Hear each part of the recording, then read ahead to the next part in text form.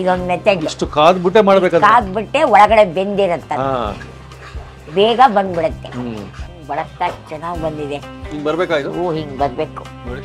ಎಷ್ಟು ಮುಟ್ಟಿದ್ರು ಅಂಟಲ್ಲ, ಏನು ಯೋಚನೆನೇ ಇಲ್ಲ. ಅದು Oval shape. Oval shape super. Wow. ಇವಾಗ ಇದು ಎತ್ತಿದ್ರೆ ಒಂದು ಚೂರು ಅಂಟ್ಕೊಳ್ದೆ ಎಳೆ ಎಳೆಯಾಗಿ ಹಂಗೆ ಬರ್ಬೇಕು.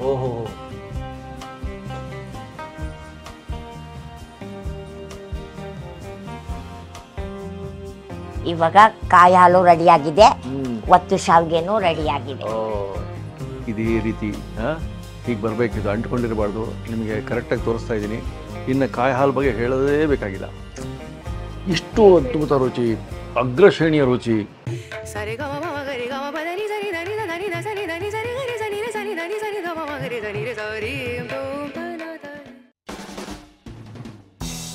ನಮಸ್ಕಾರ ವೀಕ್ಷಕ ಬಂಧುಗಳಿಗೆ. ನೋಡಿ, ಯಾವ ಕಿಚನ್ ಅಂತ ಹೇಳೋದು ಬೇಕಾಗಿಲ್ಲ. ಅಲ್ಲೇ ಇದ್ದೀವಿ ನಾವು, ಅಹಲ್ಯಬಂಬೂರು. ಸ್ವಲ್ಪ ಕೆಲಸ ನಡೀತಾ ಇದೆ. ಅದಾಗಿದ ತಕ್ಷಣ ನಮಗೂ ಮತ್ತು ನಿಮಗಾಗಿ ಒತ್ತು ಶಾವಿಗೆ ಮಾಡಿ ತೋರಿಸ್ತಾರಂತೆ. ಬನ್ನಿ, ಎಲ್ಲ ಇಂಗ್ರೀಡಿಯೆಂಟ್ಸ್ ರೆಡಿ ಇದೆ. ಇನ್ನೇನು ಕಾಯ್ತಾ ಇದ್ದೀವಿ ನಾವು. ಒತ್ತು ಶಾವಿಗೆ ನೋಡ್ಬಿಡೋಣ. ಅಮ್ಮ ನಮಸ್ಕಾರ. ನಮಸ್ಕಾರ. ಹೇಗಿದ್ದೀರಿ? ಚೆನ್ನಾಗಿದ್ದೀವಿ. ಒತ್ತು ಶಾವಿಗೆ ಅಂತ ಹೇಳಿದ್ರಿ, ಅದು ನಮ್ಮ ಶೈಲಿಯ ಒತ್ತು ಶಾವಿಗೆ, ಹಳೆ ಕಾಲದ್ದು ಒತ್ತು ಶಾವಿಗೆ ಮಾಡೋದು ತೋರಿಸ್ಬೇಕು ಅಂತ ಇಷ್ಟ.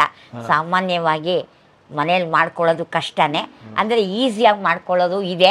ಒಂದು ಸತಿ ನಮ್ಮದು ಇದು ಇಷ್ಟ ಆದರೆ ಖಂಡಿತ ನೀವು ಮನೇಲಿ ನೋಡಿ ಮಾಡಿ ಕಲಿಬಹುದು. ಅದರೊಟ್ಟಿಗೆ ಕಾಯಿ ಹಾಲು. ಇವತ್ತು ಕಾಯಿ ಹಾಲು ತೋರಿಸ್ತೀವಿ. ಇನ್ನೊಂದು ದಿವಸ ಅದಕ್ಕೆ ಖಾರದ್ದು ನಿಂಬೆಹಣ್ಣಿನ ಚಿತ್ರಾನ್ನ ಆ ಥರ ಎಲ್ಲ ಮಾಡ್ಕೋಬಹುದು. ನೀವು ಸುಲಭವಾಗಿ ಅಂತ ಹೇಳಿದ್ರಿ. ನಿಮ್ಮ ರೆಸಿಪಿ ನಾವು ನೋಡೋದು, ನಾವು ಬರೋದು ಯಾಕೆ ಅಂದ್ರೆ ನೀವು ಸುಲಭವಾಗಿ ತೋರಿಸ್ತೀರ. ಸುಲಭವಾಗಿ ಇರ್ಬೇಕು ಅಂತ ನೀವು ತೋರಿಸೋದೇ ಆ ಥರ ತೋರಿಸ್ತೀರಾ. ಇವತ್ತು ಅದೇ ರೀತಿ ನೋಡ್ಬಿಡೋಣ. ಖಂಡಿತ. ಕಾಯಿ ಹಾಲ್ಗೆ ಇವಾಗೆಲ್ಲ ಸಾಮಾನು ಏನೇನು ಬೇಕು ಅಂತ ಹೇಳ್ತೀನಿ. ಎಷ್ಟು ಅಳತೆಗೆ ಮಾಡ್ತಿದೀವಮ್ಮ? ಎಷ್ಟು ಅಳತೆಗೆ ಅಂತಂದ್ರೆ, ಒಂದು ಬಟ್ಲು ಕಾಯಿ ಅಂದ್ರೆ ಒಂದು ತೆಂಗಿನಕಾಯಿಗೆ ಸ್ವಲ್ಪ ಅಕ್ಕಿ. ನಾವು ಅಕ್ಕಿ ಇಟ್ಕೊಂಡಿದ್ದೀವಿ ಜಾಸ್ತಿ, ಇಷ್ಟೊಂದು ಬೇಡ. ಅಕ್ಕಿ, ಆಮೇಲೆ ಗೋಡಂಬಿ, ಬಾದಾಮಿ, ಏಲಕ್ಕಿ, ಈ ಪಾಯಸಕ್ಕೆ ಇದು ಮಾಡ್ಕೊಳಕ್ಕೆ ಬೆಲ್ಲ. ಇದಿಷ್ಟು ಕಾಯಿ ಹಾಲು. ಇದು ವಿಜಯ್ದು ರೈಸ್ ಫ್ಲೋರು. ಇವಾಗ ಫಸ್ಟು ಒತ್ತು ಶಾವಿಗೆಗೆ ನಾವು ಒಂದು 4 ಪಾವಿರೋ ಒಂದು ಕವರ್ ಅಕ್ಕಿ ಇಟ್ಕೊಂಡಿದ್ದೀನಿ. ಇದು ಶಾವಿಗೆಗೆ ತುಂಬಾ ಚೆನ್ನಾಗಿ ಬರುತ್ತೆ. ವಿಜಯ್ ಗೋಲ್ಡ್ ಅಂತ. ಇದನ್ನ 2 ಬಟ್ಲು ಹಾಕಿ, ನೀರು 2 ಬಟ್ಲು ಹಾಕಿ ಮಾಡ್ಲಕ್ಕೆ ಇಡ್ತೀವಿ ಇವಾಗ. ಈಗ ಮೊದಲನೇದಾಗಿ ನಾವು ಒತ್ತು ಶಾವಿಗೆ ಮಾಡ್ತೀವಿ. ಮೊದಲು ಶಾವಿಗೆ ಮಾಡ್ತೀವಿ. ಶುರು ಮಾಡೋಣ. 3 ಲೋಟ ನೀರು ಹಾಕಿದ್ದೀನಿ. ಮೊದಲು ನೀರು ಕಾಯಕ್ಕೆ ಇಡಬೇಕು. ಇವಾಗ ನೀರು ಮಾಡ್ಲಕ್ಕೆ ಇಟ್ಟಿದ್ದೀವಿ. ಒಂದು 3 ಲೋಟ ನೀರು ಹಾಕೊಂಡಿದ್ದೀವಿ. ಈಗ 1 ಲೋಟ ಅಕ್ಕಿ ಹಿಟ್ಟು ಹಾಕ್ತೀವಿ ನೀರು ಮರಳಿ. ಇವಾಗ ನೀರು ಮರಳಕ್ಕೆ ರೆಡಿ ಆಗ್ತದೆ. ಒಂದು ಸ್ವಲ್ಪ ಉಪ್ಪು ಹಾಕಿದ್ರೆ ಶಾವಿಗೆ ತಿನ್ನೋವಾಗ ಒಳ್ಳೆ ರುಚಿ, ಶಾವಿಗೆನೂ ಹದವಾಗಿ ಬರುತ್ತೆ. ಇನ್ನೊಂದು ಚೂರು ಹಾಕೋ. ಸಾಕು. ಹಿಟ್ಟು ಮಾಡ್ಬೇಕಾದ್ರೆ ಎಣ್ಣೆ ಹಾಕ್ಕೋತಾರೆ, ಅಂದರೆ ನಾವು ಸ್ವಲ್ಪ ತುಪ್ಪ ಹಾಕಿದ್ರೆ ಒಳ್ಳೆ ರುಚಿ ಇರುತ್ತೆ. ಒತ್ತು ಶಾವಿಗೆಗೆ ಎಣ್ಣೆ ಹಾಕಬಾರ್ದು. ಒಗ್ಗರಣೆ ಮಾಡಿ ಖಾರದ್ದು ಮಾಡ್ಬೇಕಾದ್ರೆ ಮಾತ್ರ ಎಣ್ಣೆ, ಇಲ್ದಿದ್ರೆ ಸ್ವಲ್ಪ ತುಪ್ಪ ಹಾಕೊಂಡ್ರೆ ಚೆನ್ನಾಗಿರುತ್ತೆ. ಒಂದು 2 ಮಿಲೆ ತುಪ್ಪ ಹಾಕ್ಬಿಡಪ್ಪ. ಸಾಕು. 2 ಚಮಚ,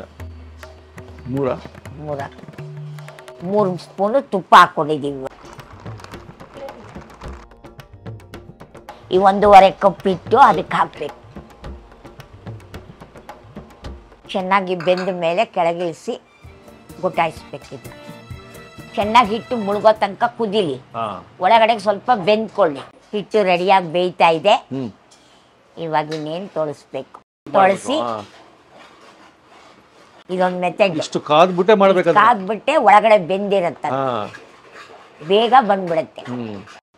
ಸರಿಯಾಗಿ ಐಡಿಯಾ ಪ್ರಕಾರ ಮಾಡಿದ್ರೆ ನೂಡಲ್ಸ್ಗಿಂತ ಬೇಗ ಆಗತ್ತೆ ಒತ್ತು ಶಾವಿಗೆ. ಅಷ್ಟು ಒಳ್ಳೇದು ಬೇರೆ ಮಕ್ಳಿಗೆ ಕೊಡಕ್ಕೆ.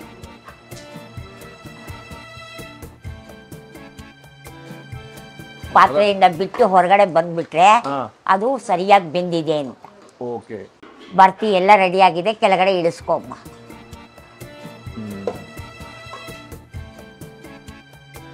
ಹಿಟ್ಟು ಮಾಡೋ ಕೋಲು ಅಂತ ಕೆಲವ್ರು ಮನೇಲಿ ಇಟ್ಕೊಂಡಿರ್ತಾರೆ. ಇವಾಗ ಹಿಟ್ಟನ್ನ ಹದ ಮಾಡ್ಕೋಬೇಕು. ಅದಕ್ಕೆ ಒಂಚೂರು ತಟ್ಟೆಗೆ ಹಾಕೋತಾ ಇದೆ.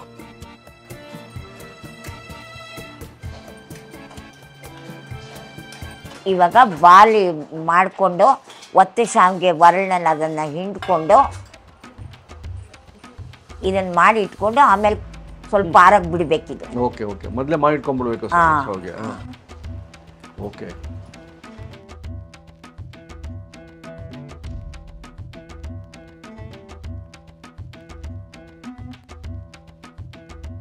ಬಳಕ್ತಾ ಚೆನ್ನಾಗಿ ಬಂದಿದೆ.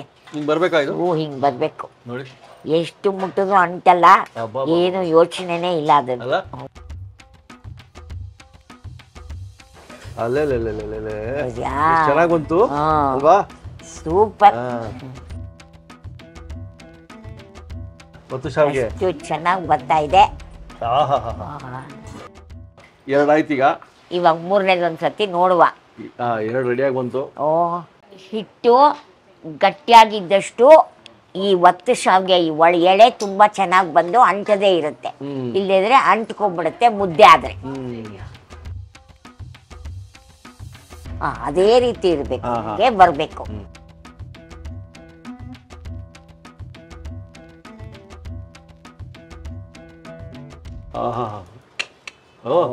ಈ ತರನು ಮಾಡ್ತಾರಮ್ಮ.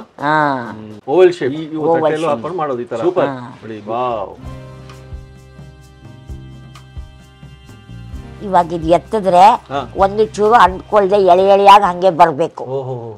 ಅವಾಗ ಒತ್ತೆ ಶಾವಿಗೆ ಎಷ್ಟೊತ್ತು ಕತ್ತಿಂದ್ರು ಏನು ತೊಂದರೆ ಆಗೋದಿಲ್ಲ. ಹೌದು ಹೌದು, ಮಾಡೋಣಮ್ಮ. ಕಾಯಿ ಹಾಲು ರೆಡಿ ಮಾಡ್ಕೊಂಡ್ಬರೋಣ. ರೆಡಿ ಮಾಡಿ. Okay okay.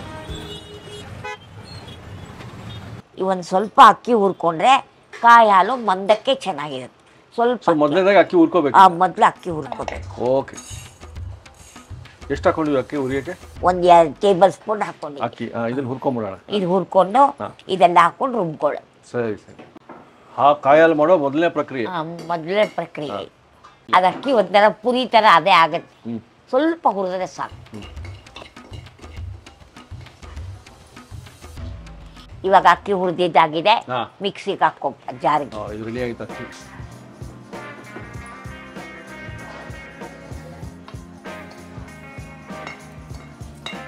ಅಕ್ಕಿ ಸ್ವಲ್ಪ ಪುಡಿ ಮಾಡ್ಕೋಬೇಕು.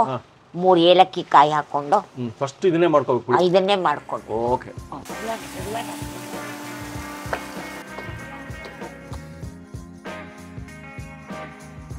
ಆಗಿದೆ ಆಗಿದೆ ಆಗಿದೆ.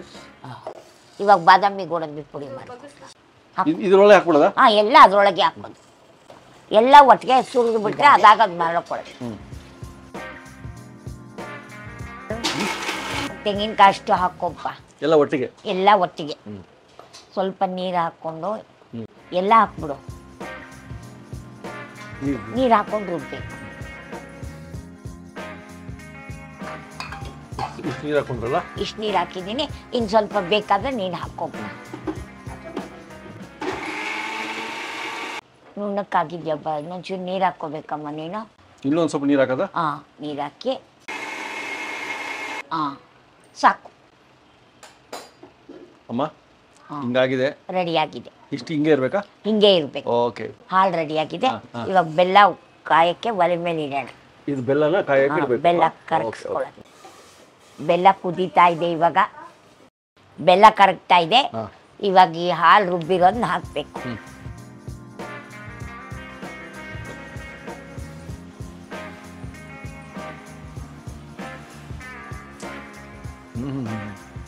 ಬೆಲ್ಲ ಕಾಯಿ ಹಾಲು. ಬೆಲ್ಲ ಕಾಯಿ ಹಾಲು.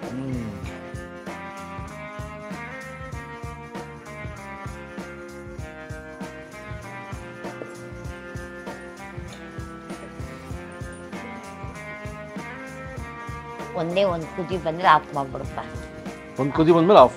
ಅಷ್ಟೇ, ಒಂದೇ ಒಂದು ಕುದಿ ಬಂದ್ರೆ ಆಫ್ ಮಾಡ್ಬಿಡೋದು. ಆಯ್ತು, ಕುದಿ ಬಂದ್ಬಿಟ್ರೆ ಆಗೋಯ್ತು. ಬರ್ತಿ ಇವಾಗ ಕೆಳಗಡೆ ಇಳಿಸ್ಬೇಕು.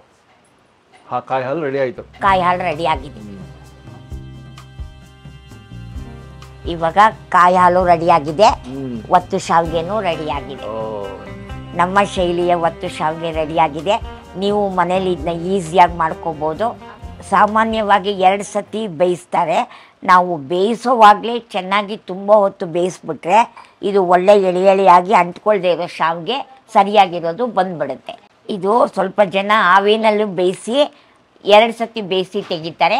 ನಾವು ಒಂದೇ ಸತಿ ತುಂಬ ಹೊತ್ತು ಬೇಯಿಸಿರೋದ್ರಿಂದ ಹಂಗೆ ಮಾಡಿಲ್ಲ. ಇದು ಮಾಡುವುದನ್ನು ತೋರಿಸೋ ಇದ್ದೀವಿ. ಈಸಿಯಾಗಿ ಮನೇಲಿ ಮಾಡಿಕೊಂಡು ನೀವು ನಮ್ಗೆ ಹೇಳಿ.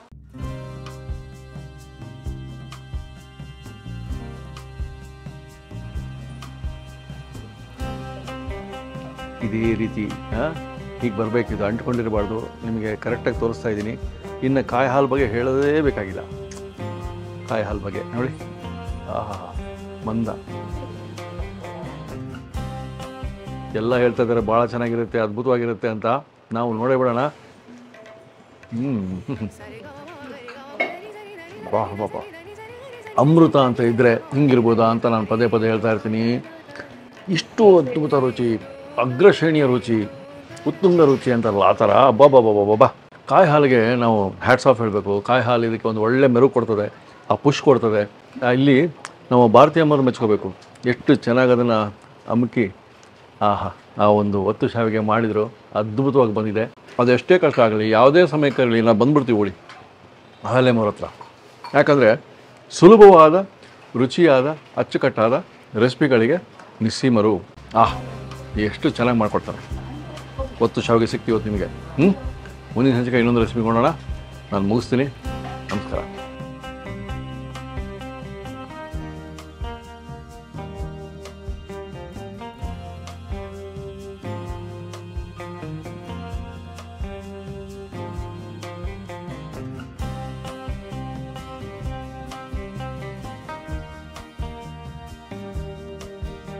ಇನ್ನೂ ಅನೇಕ ಸ್ವಾದಿಷ್ಟ ರೆಸಿಪಿಗಳಿಗಾಗಿ ಸಬ್ಸ್ಕ್ರೈಬ್ ಮಾಡುವುದನ್ನು ಮರೆಯಬೇಡಿ.